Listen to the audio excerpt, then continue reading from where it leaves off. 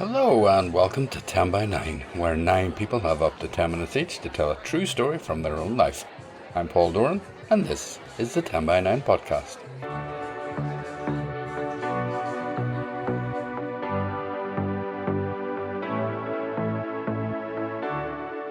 February already and the snowdrops are out and the daffodils aren't far behind, thankfully. While we wait for better weather though, let 10 by 9 keep you warm with wonderful stories.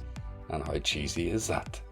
And there are 3 stories in this podcast, 3 women, 3 first-timers, 3 themes.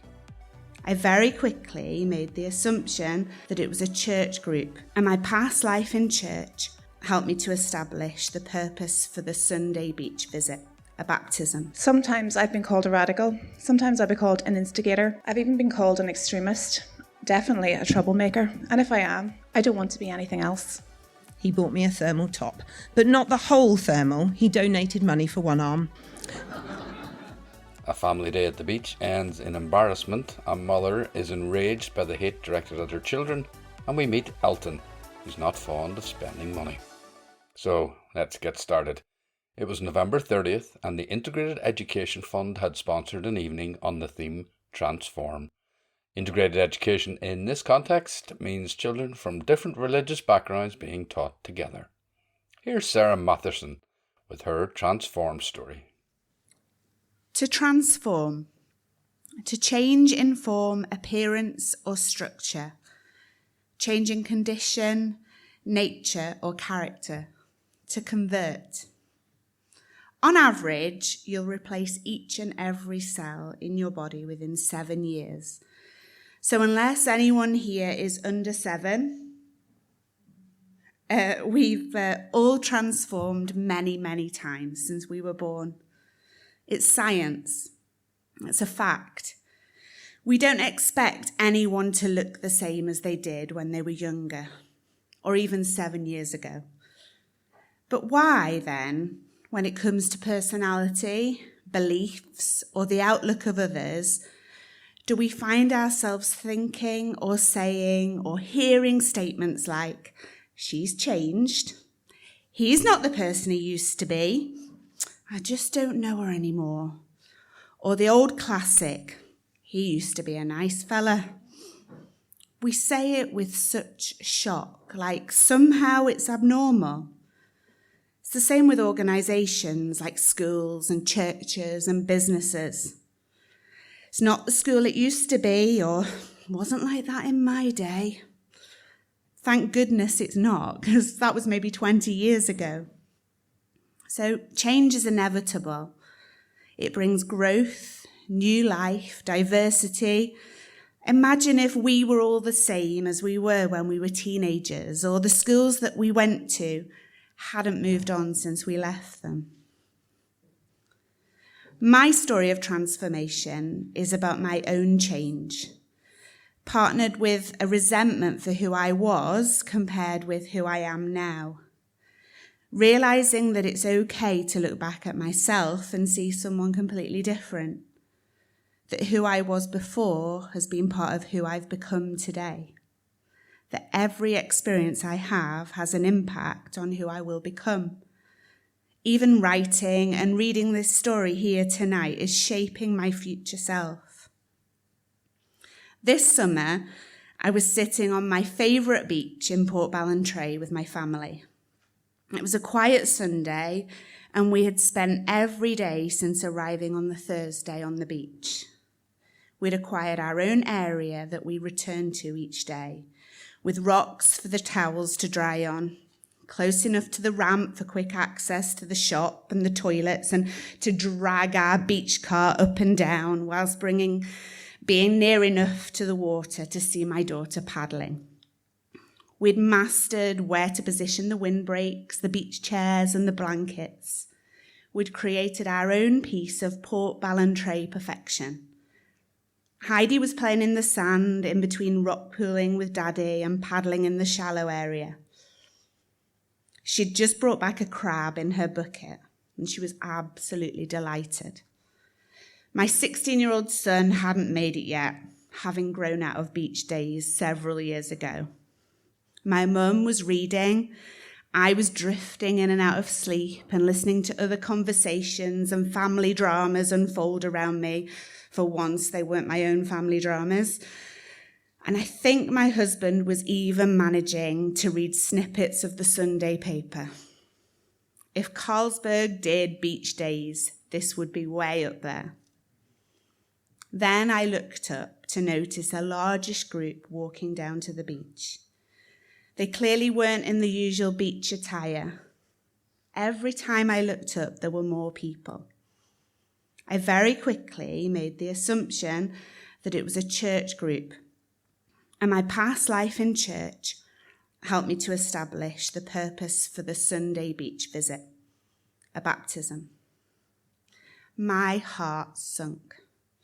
I felt annoyed and embarrassed. Annoyed that a crowd had arrived to disturb my perfect, quiet beach day, and embarrassed because as a teenager and into my early 20s, I'd been one of that group. My mum had watched me getting baptised in a full water submersion when I was 15, although mine was an indoor paddling pool as I lived nowhere near the sea. But I knew the score. Go in the water, come out transformed, wash the sins away and start afresh. So why was I so embarrassed? I suppose that when you can't reconcile who you are now with who you were then, there's a sense of shame in your integrity. If I believed it then, why not now? Or if I don't believe it now, how could it have been real back then? The truth is, I just did believe it then, and I just don't believe it now. I'd changed.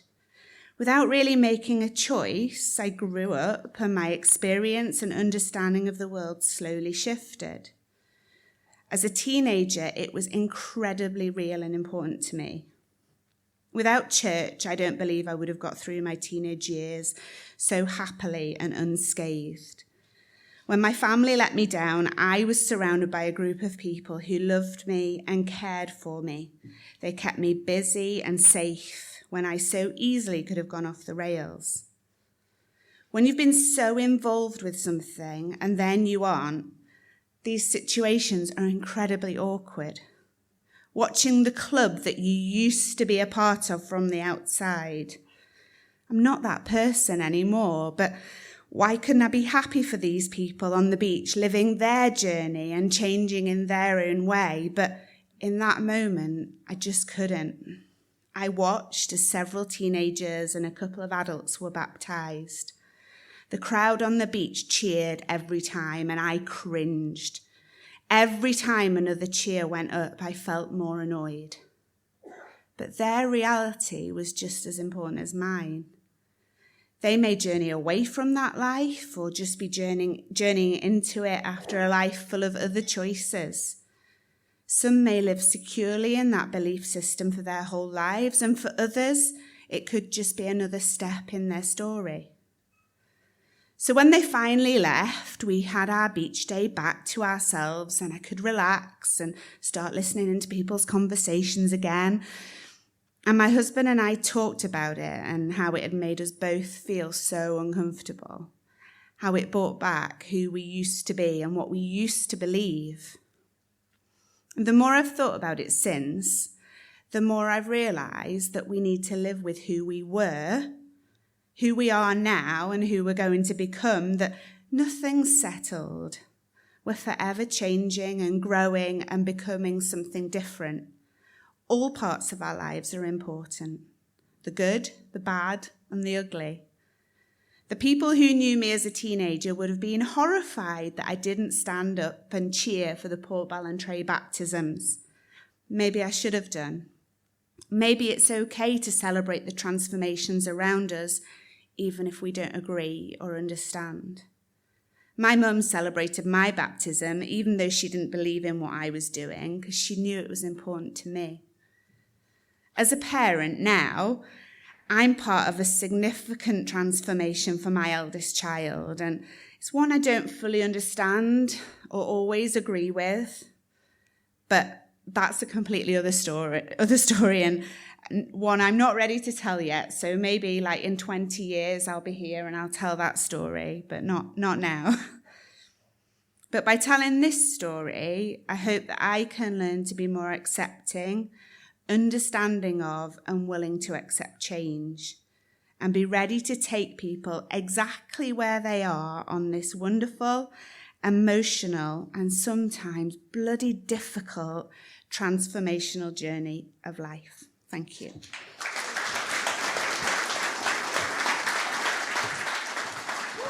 Thanks so much, Sarah. That was so good. I hope you'll be back with us soon.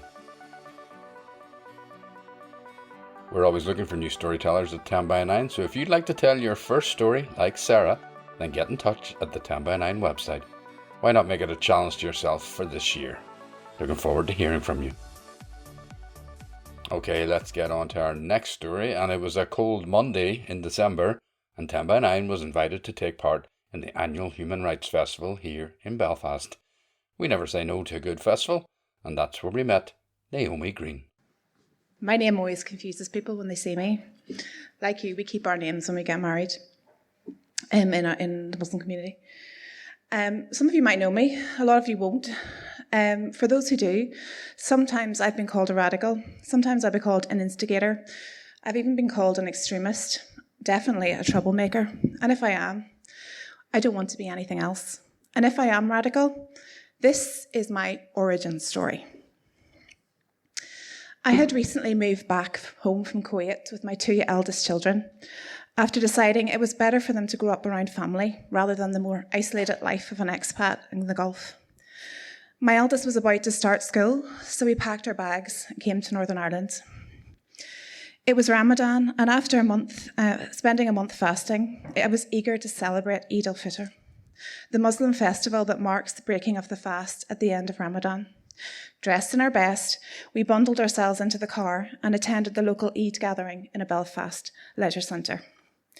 However, the day took an alarming turn.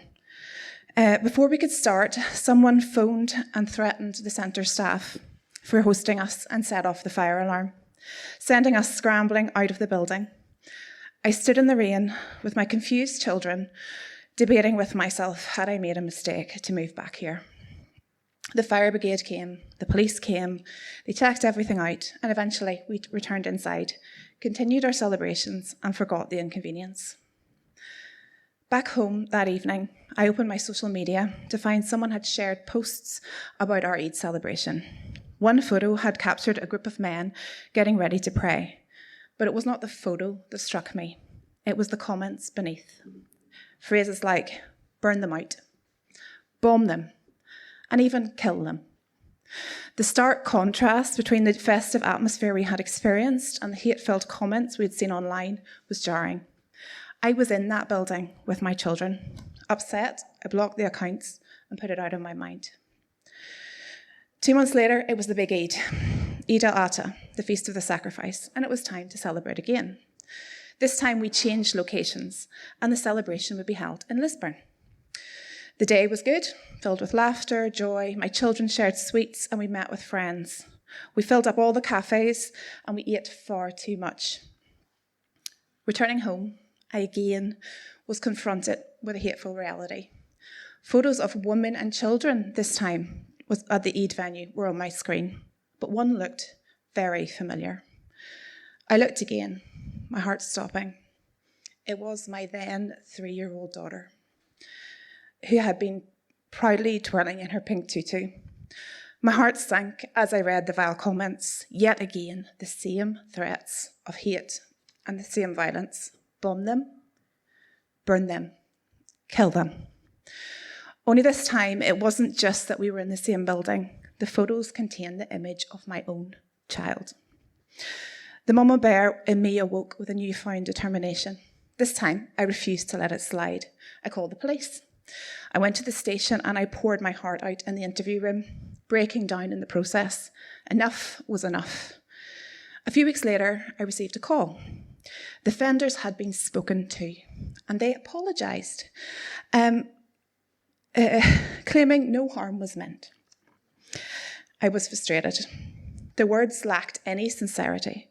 I felt like nothing had changed. But something did change. It wasn't the first time I or my children were targeted, and nor, sadly, was it to be the last.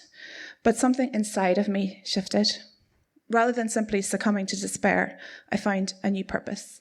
I left my job in medical genetics and became an advocate, immersed myself in community work, re-enrolled in university to get my PhD in social policy. In Northern Ireland, where those outside the binary, orange and green, traditions are often viewed as other and often forgotten, this journey became not just a personal struggle, but a purpose. My children belong here. I belong here. Children, regardless of their gender, their orientation, their religion, or colour, belong here.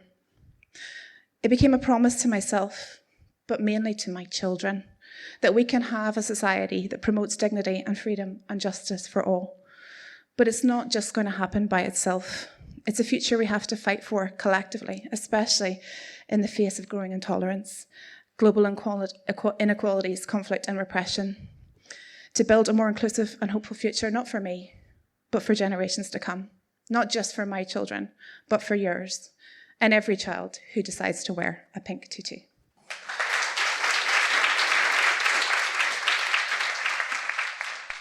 What a powerful story, Naomi. Thank you for telling it.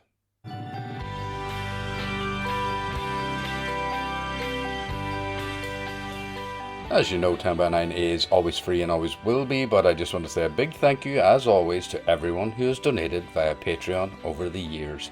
There's a link at the 10 by 9 website, and thanks to everyone who has given at the live events. You help keep us going, and we really appreciate it.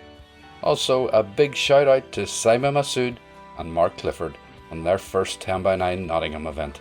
They had a full house and great stories. Congratulations.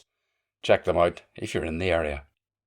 Okay, on to our third and final story on this podcast, and it was a dark, dreary November evening. If there are any other kinds, let me know. And the theme was sick. But the stories were amazing, including this one from Rachel Smith. I was being shown to my accommodation for the summer of 1992. I was 19. A tent. It was pouring with rain. Me and my rucksack had arrived for the summer. The said tent was full of bikes, and little did I know at that point that those bikes and others to follow would be my sleeping companions on and off for the next 26 years. The owner of the bikes arrived at the tent, a man who looked like a handsome fox with long, red, strawberry blonde hair. Strange to think that that hair over the next years would tangle with mine. I said, "There's bikes in my tent." And he explained that it was very important that bikes stayed dry and maybe I could find another tent. And oh, by the way, did I want to go to the library that night, and it was a walk through the forest. The whole situation was surreal. Nowhere to sleep and a strange red-headed gentleman inviting me to a library wearing a raincoat. So I joined the crowd of outdoor instructors and group leaders of Bratton Park Summer Camp, one of them being the man with the red hair. The beginning of an incredible story, and the library that was the beginning of many stories for many of us. A library that was really a pub. And stories that cover continents, that paddle rivers, that climb mountains, and changed my life forever. To get back from the pub was not that easy. I'm not sure why we didn't bring torches, but often at breakfast the following day, people would have bashed faces from walking into trees in the dark of a summer's night, and we would laugh and do it all over again. Those heady days of summer where we lost our voices from yelling and singing to large groups of children whilst we kayaked and climbed and had very little sleep. There was a chalkboard in our staff room. Who had kissed who? Some people's names seemed to jump around on that board, and we would laugh and do it all over again. Summer ended and we all travelled on to new journeys of the world. Elton, the red-headed fox, and I met under the clock in Waterloo Station. I would see him as he crossed the concourse with the confidence of a man who could climb mountains with ease. We met under that clock for many years to come. Like a map, colliding, rejoining, taking new paths, refinding the road back. He hated spending money. We ate so much pasta, cheap vegetables, and slightly weird cheap cheese, and that terrible margarine with a blue stripe. One time in Barnstable, he refused to pay for parking or sit in a cafe, so we ate pasties in the rain. He would vanish off to instruct and teach all over the world. I went to uni and worked. We loved other people, but we always found our way back. He was working in France and I took the ferry and was violently sick for the whole journey, lying across the floor thinking, goodness, the things I do for Elton. He'd shaved his head. We were in our late 20s by now and we slept in a tent with a bike. Then drove to southern France and marvelled at mountains and rivers. I swam, he kayaked, and one night I persuaded him that we could eat pizza, not pasta. He bought me a thermal top, but not the whole thermal. He donated money for one arm. Time spent trying to persuade me that I wanted to live in Stoke-on-Trent, Devon, Cornwall, North Wales, Dubai, and my attempt that Northern Ireland was now home and that he should really come here. The mountains he rode had got so much higher. The Himalayas and messages from Kathmandu. Bikes, bikes, bikes. He moved to Dubai, he married twice, but we found our way back. We kayaked in Oman and lay under the stars and talked of the past and we talked of our love. He had a bike in his apartment and was now a semi-pro cyclist. We made real pasta. We had got posh. We went to see Coldplay on New Year's Eve in Abu Dhabi and we talked of what were our greatest achievements in life. We laughed and looked back. And we laughed so much at the guy standing next to us who sang really badly the whole way through. We had a capacity for pride in each other and we understood each other's jokes. And we also knew how to sing All Around My Hat, I Will Wear the Green Willow. Our love for each other was like a baseline to living. We tried to let each other grow and go and be there, but let each other go. The message that changed it all, the email that said, without saying, I need you to come back. I need you to come back. Bath, England, 2019. He listened to cats purring when the pain got too much. He lay on the floor and sent me images of unicorns as the medicine kicked in. As the palliative care team tried to gently persuade him to get a syringe driver, I said, stop with the gentle. He laughed and said, we don't even sleep together anymore, but I guess I'll do as she says. We ate food with Irulan, his sister. He ate very little and we talked of our shared life, of his strange sense of humour and how we met under the clock in Waterloo Station. He said, I've saved all this money, but for nothing, for what? Money is for living and all those bikes gathered dust. I contacted their friends that had gone and they came back. They came back. He asked me to officiate his funeral, my job suddenly being so painfully needed. I swore at him and he gave me a face that said, you don't have to if you don't want to. But of course I would do it. We played a game of music and memory. What track related to you and me? What track connected you to others? We talked of life, of money, of love. We talked so much of love. When we could, we would go outside and walk slowly amongst big trees and remember the days in the wood and the library and that life was for living. I was on rugby tour with my kids and I got a text saying, thank you for overstepping the mark and I love you. I'd told his best friend Keith to go to the hospice. They'd been estranged and he went straight away and they laughed and talked cycling as if Elton would cycle again. He died as the nurse talked to him of mountains and of how he was loved. He didn't have a hearse, just a kind of a car. I read of adventure and of the world. I read of love. And then I pressed the button for the curtains to close and the coffin to go. A chapter finished, the laughter stored in places within me. The sound of a cat reminds me sometimes of his heart trying to be calm. The letters arrived in the post a week after the funeral. All of them, every single one since we were 19 years old. We'd both kept the letters. He had always used small brown envelopes and notes ripped out of a notebook. I had used different coloured paper and at times airmail envelopes. The letters match like a story of us growing up, of love and adventure, of parting, reconnection, and of a world we explored. His friend Keith and I scattered his ashes in Wales. We knelt by a river and watched them flow away with our tears. And Keith told the story as if Elton was in a kayak, the ebb and the flow and the shouts of delight that took him away for the very last time, never to come back, no way to return.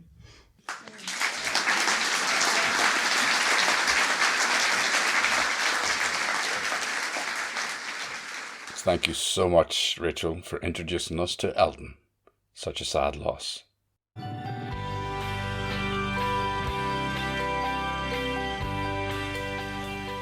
And that's it for this podcast. Check out all the 2024 dates on our website and be sure to keep up with us on Twitter, Facebook and Instagram. You'll find updates there on a regular basis. Thanks to everyone who makes 10 by 9 happen, especially Leanne McConville, Margaret McClory and Chris O'Donoghue. There would be no 10 by 9 without them. Thanks to the beautiful people of the Black Box and our amazing and supportive audiences. You are a wonder. Thanks to all our storytellers, of course. But the biggest thanks this week goes to Sarah Mathison, Naomi Green and Rachel Smith. I'm Paul Dorn and I'll be back with another podcast soon. But for now, bye bye.